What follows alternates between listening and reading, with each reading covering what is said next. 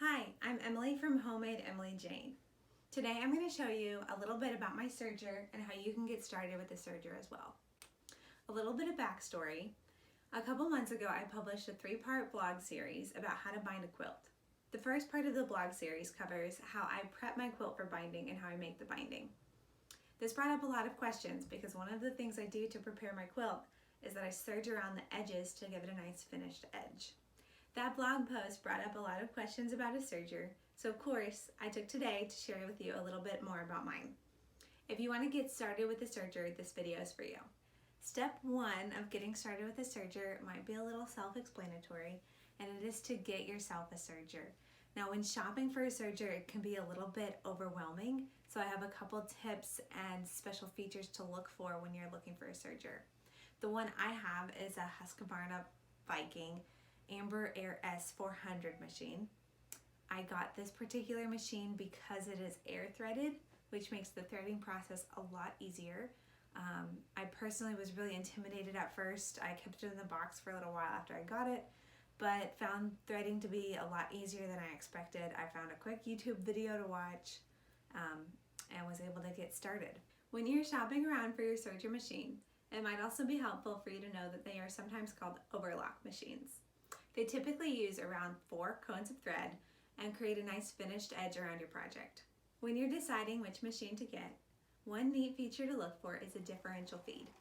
The differential feed capabilities will keep knit fabric from stretching too much and will keep other lightweight fabrics from puckering or getting bunched up.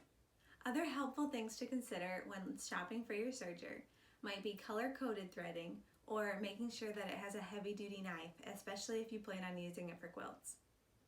Step 2 of getting started with your serger is to read your owner's manual. A lot of people don't like to read their owner's manual, but this is where you'll find a lot of key information about the serger that you purchased. Some key things to look for in the owner's manual might be the different parts of your machine, as well as the accessories that came with it. The owner's manual is a really great place to go if you run into any issues, as well as it can help troubleshoot them for you. The third thing that you should do when getting started with the serger is to get thread and learn how to thread your machine. This was actually the hardest part for me. At first, I didn't know what kind of thread to use and I was intimidated by the machine, so I let it sit in the box for a little while. But once I got up the courage, I figured out how to get cones of thread and I watched a YouTube video to learn how to thread the machine. Of course, the owner's manual did have a step-by-step guide, but I found a video a lot more helpful to see it in progress. When it comes to thread, the thread that you use in a serger is often different from the typical sewing machine thread that you would use.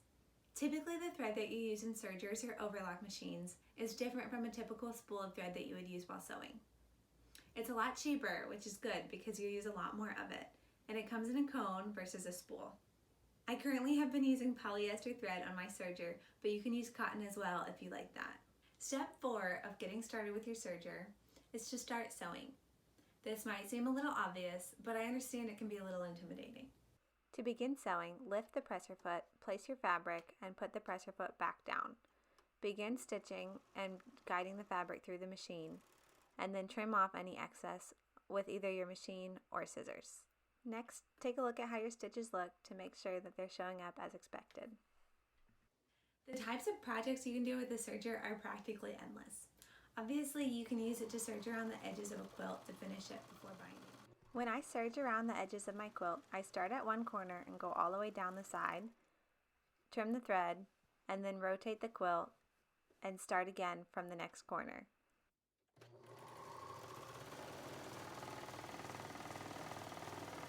Thank you so much for watching. Again, my name is Emily from Homemade Emily Jane. I hope you learned something new about using a serger. I hope you'll subscribe to my YouTube channel and check out my website, homemadeemilyjane.com, for lots more quilting and sewing tips and tricks.